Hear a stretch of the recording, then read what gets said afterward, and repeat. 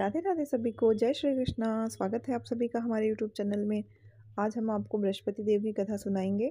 कथा अच्छी लगे तो वीडियो को लाइक करें एंड चैनल को सब्सक्राइब करें। कथा के अनुसार प्राचीन काल की बात है। किसी राज्य में एक बड़ा प्रतापी और दानी राजा राज करता था।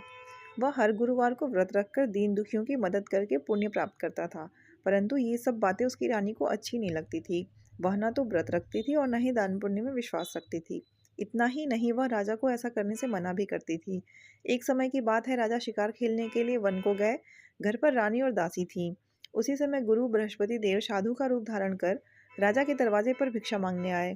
साधु ने जब रानी से भिक्षा मांगी तो वह कहने लगी, हे साधु महाराज, मैं इस दान और पुण्य से तंग आ गई हूँ। आप कोई ऐसा उपाय बताएं जिससे सारा धन नष्ट हो जाए और मैं आराम से रह सकूं। इतना सुनकर बृहस्पति देव ने कहा, हे देवी, तुम बड़ी विचित्र हो। संतान और धन से कोई दुखी नहीं होता। अगर धन अधिक है तो तुम इसे शुभ कार्यों में को लगाओ। कुंवारी कन्याओं का विवाह कराओ, विद्यालय बनवाओ, बाग बगीचे का निर्माण कराओ, जिससे तुम्हारे दोनों लोग सुधरें। परंतु साधु की इन बातों से रानी को खुशी नहीं हुई। उसने कहा कि मुझे ऐसे धन की आवश्यकता नहीं है जिसे मैं दूसरों को दान दूं और जिसे संभालने में मेरा सारा समय नष्ट हो जाए। तब साधु ने कहा, अगर तुम्हारी ऐसी इच्छा है तो मैं जैसा तुम्हें बताता हूँ तुम वैसा ही करना। गुरुवार के दिन घर को गोबर से लीपना, अपने बालों को पीली मिट्टी से धोना, राजा से हजामत बनाने को कहना, भोजन में मांस मदिरा का प्रयोग करना, कपड़े धोबी के यहाँ धुलने देना।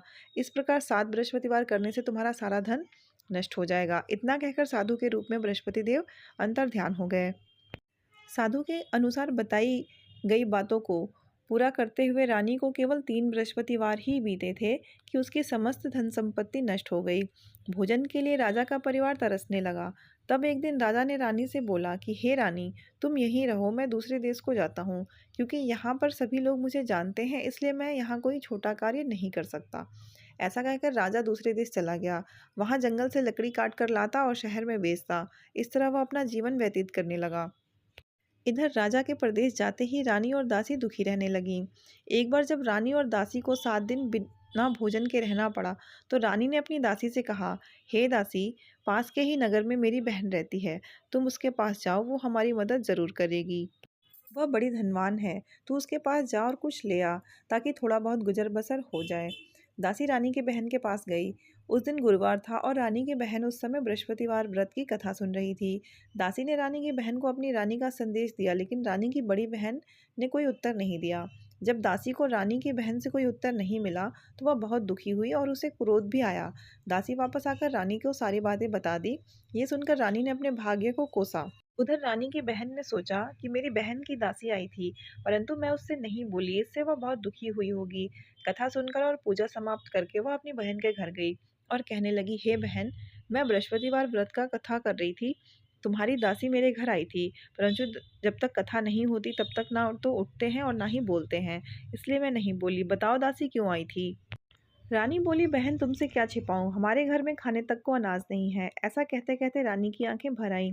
उसने दासी समेत पिछले 7 दिनों से भूखे रहने की पूरी बात अपनी बहन को बता दी। रानी की बहन बोली, देखो बहन, भगवान बृहस्पति देव सबकी मनोकामना को पूर्ण करते हैं। देखो, शायद तुम्हारे घर में अनाज रखा हो।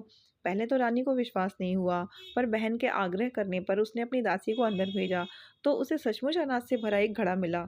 ये देखकर दासी को बड़ी हैरानी हुई। दासी से कहने लगी, हे रानी, जब हमको भोजन नहीं मिलता था तो हम व्रत तो करते ही थे, इसलिए क्यों ना हम इनसे व्रत और कथा की विधि पूछ लें ताकि हम भी व्रत कर सकें। तब रानी ने अपनी बहन से बृहस्पतिवार व्रत के बारे में पूछा। उसकी बहन ने बताया, बृहस्पतिवार के व्रत में चने की दाल और मुनक्का केले के जड़ में अर्पित करें तथा दीपक जलाएं। व्रत कथा सुने और पीला भोजन ही करें। इससे बृहस्पति देव और भगवान विष्णु प्रसन्न होते हैं। व्रत और पूजा की विधि बताकर रानी की बहन अपने घर को लौट आई। 7 दिन बाद जब गुरुवार आया तो रानी और दासी ने व्रत रखा। वह घुड़साल से जाकर चना और गुड़ ले आई, फिर उसे केले की जड़ तथा विष्णु भगवान की पूजा की। अब पीला भोजन की चिंता को लेकर दोनों बहुत दुखी हुई। चूंकि उन्होंने व्रत रखा था, इसलिए बृहस्पति देव उनसे प्रसन्न थे। वह एक साधारण व्यक्ति का रूप धारण कर 2 थालों में पीला भोजन दासी को दे गए।